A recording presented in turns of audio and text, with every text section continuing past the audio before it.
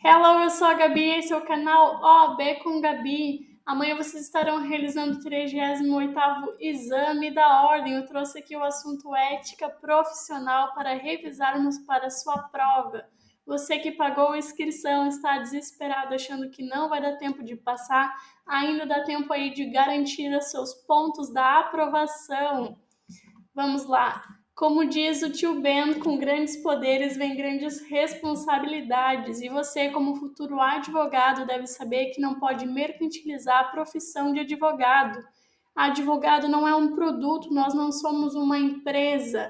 Nós não podemos alugar um outdoor e dizer: advogado trabalhista me contrata, em direito de família eu atuo, eu não posso me autopromover nem mesmo por panfleto, não posso entregar panfleto para os vizinhos, para os tios, para os avós e dizer, deem para os seus amigos. Eu não posso fazer isso, isso constitui uma infração ética. Além disso, você deve zelar pela sua reputação. E a infração ética de reputação, de má reputação, ela está ligada aí com os empreendimentos duvidosos. Se eu sou um advogado, estou vendo que o meu cliente está agindo de má fé, suspeitando de seus atos, eu tenho que me descomprometer com esse cliente, eu não posso deixar o meu nome envolvido em coisas duvidosas, empreendimentos duvidosos. Vimos aí o advogado da Telegram, que ele se desvinculou da empresa pela suspeita de fake news no Telegram, estava sendo investigado e ele quis se desligar para não comprometer o nome dele, e ele fez certo, porque se ele for denunciado, ele vai ter cometido um crime de infração ética, ele pode ser penalizado.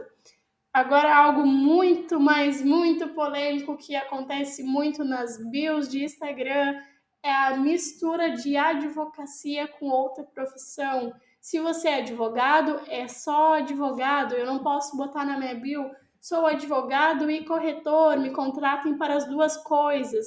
Eu até posso ser as duas coisas, mas se o meu Instagram ele está ali voltado, meu instrumento de trabalho, para prestar assistência jurídica, é isso e apenas, não posso misturar essa função com ser cozinheiro, padeiro, contábil, seja qual for a área, eu não posso misturar.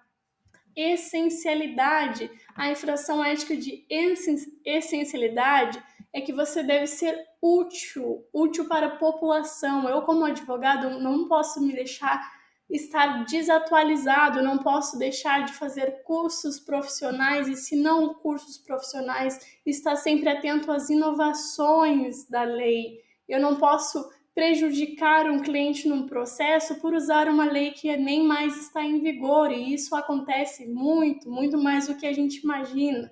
Então eu tenho que estar sempre sendo útil para a população, para o poder público.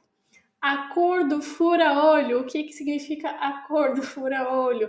Eu não posso fazer acordo com quem já tem advogado, eu não posso meter o meu nariz onde eu não fui chamado. Se eu tenho meu cliente, eu não posso ir lá no cliente do coleguinha e dizer: o meu cliente está te propondo acordo, você quer fazer esse acordo? E a pessoa dizer: quero, já pega a assinatura, já firma o acordo e pronto.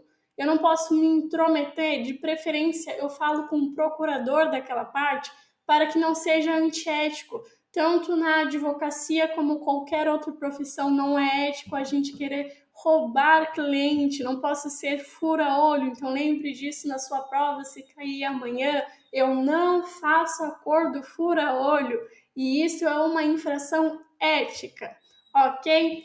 Aventura judicial. Se eu estou vendo que o meu cliente está se metendo numa enrascada, eu tenho o dever de orientar ele a não se meter numa aventura judicial. E cuidem, porque a FGV gosta de nos enganar. Então eu não tenho a obrigação de não deixar o meu cliente se meter numa aventura. Eu tenho a obrigação de orientá-lo para não se meter numa aventura. Eu não posso obrigar ninguém a nada. E a FGV adora trocar palavras e tentar nos enganar, ok? Conciliação. Eu não posso pôr lenha na fogueira, eu não posso fazer intriga, eu não posso dizer para o meu cliente, realmente aquela outra parte está merecendo justiça, vamos entrar com indenização por danos morais, vamos tirar dinheiro. Eu não posso, eu preciso zelar pela conciliação entre as partes, tentar fazer um melhor acordo, tentar ser justo e conciliador e não ser o contrário disso. Eu tenho que ser uma voz do bem, da boa fé e não incentivar o meu cliente ali a estar brigando desnecessariamente ou botando lenha na fogueira. Eu não sou um intrigueiro, eu sou um advogado, ok? Eu botei aqui embaixo sobre renúncia de mandato, que vocês têm que lembrar disso na sua prova, porque você tem que saber. Renúncia de mandato é 10, renúncia de mandato é 10. Lembre disso, o prazo de renúncia de mandato, eu não quero mais atender esse cliente. Peguei um cliente criminal, não quero mais me meter com essas coisas, não quero mais trabalhar com a área criminal, tudo bem, é meu direito. Eu vou lá e vou dizer, estou renunciando ao meu mandato, não quero mais cuidar do seu processo. Ok, você pegou ali a assinatura do cliente, ele não é mais seu cliente, mas você tem 10 dias de obrigação legal para cuidar ainda daquele caso, até que ele encontre um novo advogado dentro desses 10 dias. E a exceção é que se ele encontrar um advogado antes dos 10 dias, ok, você está desobrigado com aquele cliente, mas no entanto, se ele ainda tiver uma audiência, uma citação, você tem o dever de avisar ele, de cumprir os prazos daquele processo dentro de 10 dias após a assinatura do mandato. Vimos os deveres, vamos ver os direitos. Os direitos do advogado, a inviolabilidade. Eu tenho direito a sigilo profissional, sigilo na minha correspondência, no meu escritório e no meu instrumento de trabalho. Meu celular é meu instrumento de trabalho, ninguém pode vir aqui fuxicar as minhas coisas, ninguém pode entrar no meu escritório e sair bagunçando tudo. Eu tenho o meu local de trabalho inviolável, isso é um direito do advogado, ok? Prisão é uma decoreba, decore para amanhã. Se eu fui preso pela advocacia, pelo um ato ligado à minha advocacia, membro, comunicação. Se eu fui preso pelo motivo alheio à advocacia, apenas comunicação. O que é membro e comunicação? Estou sendo conduzido, fui preso, por advocacia, eu tenho direito a chamar um membro da OAB para acompanhar aquilo, se está tendo o devido processo legal ali, se estão me conduzindo, está dentro das normas. E, além disso, deve ser feita a comunicação à OAB daquela sua prisão, até mesmo porque, sendo por motivo de advocacia ou não, pode ser que o que você infringiu afete a sua profissão como advogado. Então, se for algo grave, a OAB precisa saber o que está acontecendo com os advogados, ok? Então, se eu fui preso por motivo de advocacia, eu tenho direito a um membro que me acompanhe da OAB e eu exijo isso, porque se você sabe dos seus direitos, você pode exigi-lo e se isso não for feito, pode ser um ato nulo. Então, cuide, porque até mesmo se isso acontecer com você, não vai. Mas se você souber que precisa ali de um membro e o membro não está presente, aquele ato pode ser anulado meramente por não ter um membro presente, ok? Prisão, o advogado ele tem direito à sala de estado maior, e isso aí é polêmico, porque por isso que muito vagabundo faz direito para fazer jus a esse benefício que o advogado tem. O que é uma sala de estado maior? É uma sala mais reservada, com mais segurança, até que tenha o trânsito em julgado. Se o processo transitou em julgado, não tenho mais direito à sala de estado maior, e se atente à pegadinha da FGV. Sala de estado maior, se não houver prisão domiciliar. E não é ou um ou outro, não é sala de estado maior ou prisão domiciliar. É na ausência de não haver a sala de estado maior, você pode sim pedir a sua prisão domiciliar. Vamos para o direito dos gestantes, das gestantes lactantes. E isso é uma decoreba chatinha que você vai decorar pelo menos para amanhã. Depois de amanhã você nem precisa mais lembrar disso, mas decore. Amanhã eu sei que gestante tem direito a não passar no detector, não fazer raio-x, não passar no raio-x e reserva da garagem no foro, ok? Gestante, detector, raio-x, garagem. Gestante, detector, raio-x, garagem. Lactantes, gestantes, adotantes e a pessoa que deu à luz, todas elas têm direito à creche e um local adequado para o bebê. Esse é um direito comum entre todas. Creche e local adequado, você sabe que é um direito mínimo da mulher que está ali com seu filho, que está ali com seu filho adotado que deu à luz. Agora, direito especial de quem deu à luz ou adotou recentemente. Por quê? Pense que uma pessoa que teve uma adoção, ela está passando num processo ali de se adaptar com aquela criança, ajudar aquela criança a se adaptar na rotina. A mesma coisa acontece com a mulher que deu à luz recentemente, ela está criando a rotina, o seu vínculo com o seu filho. Então, quando a advogada daquele processo ela for adotante ou deu à luz recentemente, ela pode pedir suspensão de prazo. Tem uma audiência, eu sou a única advogada, cuidem isso na prova. Se eu sou a única advogada, eu tenho direito a pedir suspensão de prazo. No entanto, eu preciso intimar o meu cliente de qualquer suspensão de prazo, ok? E isso é um direito especial, à parte da adotante e de quem deu à luz recentemente. Atos privativos do advogado. O que só o advogado pode fazer? Isso caiu no exame 27, no exame 29, no exame 34 da ordem e é muito possível que venha cair no 38º exame, que é amanhã. Atos privativos do advogado. Quais são os atos judiciais que só o advogado pode fazer?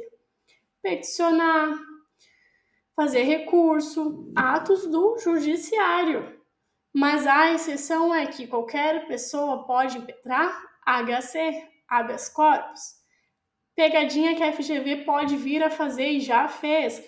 Uma advogada está suspensa da advocacia, ela não pode advogar, ela está suspensa. Qual é o único ato que a advogada suspensa pode realizar? HC. Porque qualquer pessoa pode realizar o HC, não importa se é um advogado suspenso, ok? Atos extrajudiciais. Qual é o ato que só o advogado pode fazer? Extrajudicial. Consultoria jurídica, assessoria jurídica, só o advogado pode realizar. Ser diretor ou gerente de um cargo jurídico. A exceção é que o estagiário também pode fazer isso, mas não é qualquer estagiário. É o estagiário inscrito na OAB, com a carteirinha da OAB, nos 2 últimos anos da sua faculdade e que tenha um chefe, um supervisor.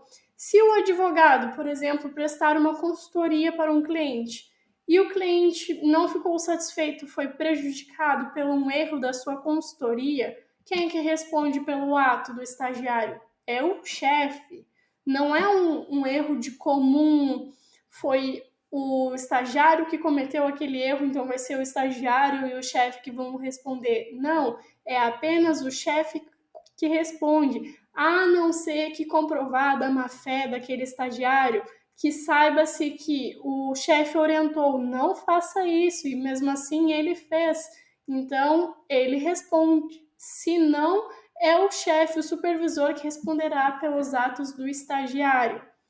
Consultoria, ela pode ser verbal ou escrita, ela não depende de mandato, ela não depende de procuração. Eu estou lá, as pessoas chamam no Instagram querendo uma dúvida, querem uma consultoria jurídica, uma assessoria. o que eu vou fazer? Eu não preciso pedir uma procuração para prestar essa consultoria. No entanto, se eu for cobrar essa consultoria, eu preciso dar a ciência para a pessoa. Eu não posso, a sua dúvida, essa é a resposta, agora me pague R$ 200. Não, eu tenho que ter a ciência do cliente que eu estou ali fazendo aquela consultoria para ele. Honorários dos advogados. Contrato. Isso pode vir a cair na sua prova. Ele deve ser preferencialmente escrito. Não é obrigatoriamente. Eu posso verbalmente falar com o meu cliente, faço essa causa e você me paga 3.000. O cliente falou, ok, te pago, fechou, acordo de honorários. Você vai cobrar os 3.000 pela causa. É preferencialmente escrito para que você, como advogado, reserve os seus próprios direitos ali, porque pode vir a pessoa não te pagar e você faz o quê? Você tem que entrar com uma ação judicial contra a pessoa. Veja bem, a pessoa me procura para entrarmos com uma ação judicial contra uma terceira pessoa. No fim, eu faço tudo pelaquela ação, a pessoa ganha a causa e a pessoa não me paga. E aí eu tenho que perder o tempo e ir atrás daquela mesma pessoa que veio me procurar, que eu ajudei, para que ela me pague. Eu vou ter que entrar com uma ação judicial. E aí são honorários, também entra nos honorários por arbitramento judicial. O que é isso? Se eu entrei ali com uma ação e estou dizendo que eu cobrei 3.000 do cliente, o cliente diz que não, ela não me cobrou 3.000, não. Eu não fiz contrato, eu não tenho como provar. Então, o arbitramento judicial vai servir para que o juiz fixe os honorários que a pessoa tem que pagar para o advogado. E esses honorários, eles têm que respeitar o valor mínimo. E também, quando você for cobrar honorários de uma pessoa, você tem que respeitar a tabela de honorários. Por quê? Porque senão eu vou estar fazendo uma vulgarização da profissão, um crime, uma infração ética de aviltramento. A pessoa que cobra menos que a tabela está desvalorizando não só a si, mas aos seus colegas. Eu não posso fazer uma ação judicial cobrando R$ 200 da pessoa. Eu vou passar meses, se não anos, fazendo aquilo por R$ 200. Muitas pessoas fazem isso, já aconteceu casos de estarmos ali, a pessoa nos procurou porque alienou o carro, financiou o carro ali pela garagem, a pessoa não pagou, a garagem entrou com um processo judicial contra aquela pessoa, querendo tirar o carro dela. A pessoa estava no nosso escritório. O que aconteceu? Que acontece bastante. Vozes do além contou para um escritório de advocacia aleatório, que nem sei, nem quero saber. E esse escritório ligou para a nossa cliente, e a nossa cliente recebeu a proposta por R$ 200, eu faço a sua ação, venha para o nosso escritório. Ela cometeu 2 infrações éticas. A primeira é que ela está se mercantilizando, a pessoa está se mercantilizando, trazendo cliente, procurando cliente, isso não é uma postura de um advogado, isso é uma infração ética, procurar cliente. E outra que ela está roubando o cliente e vulgarizando ainda por cima o valor da ação. Porque se nós cobramos a tabela fixa, os outros advogados têm que respeitar também. E isso é algo pelo bem maior, para que a advocacia se mantenha, ok? Valor mínimo, tabela. Pagamento. Se eu esqueci de estipular no contrato de honorários como é que será o pagamento do cliente, e se até mesmo o juiz tenha que decidir isso através de uma ação, a regra geral é que 1/3, 1/3, 1/3. Lembrem disso. Valor para pagamento de honorários se eu esqueci de estipular. 1/3, 1/3, 1/3. 1/3 no início, 1/3 na sentença, o que é sentença? Primeiro grau, final do primeiro grau. E 1/3 no final lá depois do recurso. Ok? 1/3, 1/3, 1/3. Sucumbência, perde, paga. Lembrem disso. Sucumbência, perde, paga. Isso também através da minha ética profissional, eu tenho que avisar o cliente que se a gente perder a ação, ele vai pagar a sucumbência. E isso está ligado com aquela aventura judicial. Porque se eu sei que aquela ação é descabida e que iremos muito provavelmente perder porque não temos como provar ou é algo, uma viagem, eu já aviso o meu cliente. Eu não vou ser ganancioso de querer entrar para ganhar os honorários do meu cliente, para que ele me pague, para que eu trabalhe, sabendo que aquela causa é descabida. Eu tenho que ser ético, até porque acredito muito que tudo que você faz para o outro pode voltar para você. Então, se você vai de má fé para um cliente, entrando com uma causa descabida para pegar dinheiro dele, além de ser algo antiético, ainda volta para você essa coisa ruim que você faz com outra pessoa. E isso é uma infração ética da OAB, ok? Cota litis, o que é cota litis? Percentual da lead. Eu tenho que cobrar os honorários de acordo com as vantagens finais. Eu não posso chegar para o meu cliente, estamos entrando com uma ação de danos materiais porque não pagaram R$300 para ele de um serviço que ele fez. Eu não posso cobrar R$100 mil por uma causa que o cliente vai ganhar R$300. É descabível isso. Então, a cota leads, o percentual da lead, ele vai ser de acordo com a vantagem final, ok? Pro bônus, aqueles famosos pro bônus do Mike, lembre de suítes na sua prova. Se você não viu, vá ver, porque você, futuro advogado, tem que ver essa série. Eu não gosto de série, mas indico. Suítes. O Mike adorava fazer pro bono. Isso existe no Brasil? Sim, mas é uma exceção. Você não pode sair por aí fazendo pro bono para qualquer pessoa. A pessoa tem que ser renda baixa, ela tem que não poder pagar pela sua ação. Até porque você não pode desvalorizar o seu trabalho. Então você não pode fazer um pro bono para uma pessoa que pode muito bem pagar pelo seu serviço. E o pro bono deve ser estipulado na cláusula do contrato. O contrato de honorários, ele tem que ter essa cláusula aí de pro bônus. E quem não faz a cláusula, ela comete uma infração ética, ok? Uma coisa, é proibido fazer pro bônus para pessoa jurídica, para empresas. Você não pode fazer ali pela empresa porque são seus amigos. Você só pode fazer pro bono para a empresa se ela for uma empresa sem fins lucrativos. Lembre disso para a sua prova. Por fim, de todos esses assuntos sobre ética profissional que eu trouxe para vocês, eu queria trazer um assunto aleatório que é possível que venha cair na sua prova amanhã. É um assunto sobre direito constitucional, mas eu achei válido vir a ressaltar, até porque mesmo a prova é amanhã, não daria para termos um vídeo aí de direito constitucional apenas. Então, reclamação constitucional, você que será um advogado tem que saber que temos tribunais, temos o STF, o STJ, e quem comete uma administração pública, ela não obedece às ordens, às decisões do STF, do STJ, ela está descumprindo uma súmula vinculante. E isso cabe reclamação constitucional. Então, se cair na sua prova, e a FGV adora cobrar sobre isso, reclamação constitucional é o quê?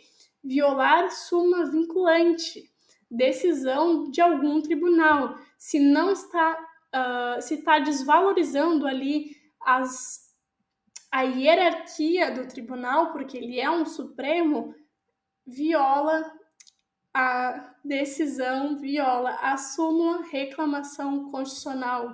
Enfim, pessoal, era isso que eu tenho para oferecer para vocês amanhã. Espero que vocês tenham uma boa prova. Qualquer coisa, pode aí chamar no Instagram, gabrielesouza.assessoria, estarei respondendo vocês para qualquer dúvida. Desejo uma boa prova e que você vai passar, bota aí na sua cabeça que você vai passar, porque é só uma questão de ir com calma. Ok, pessoal? E é isso. Até mais!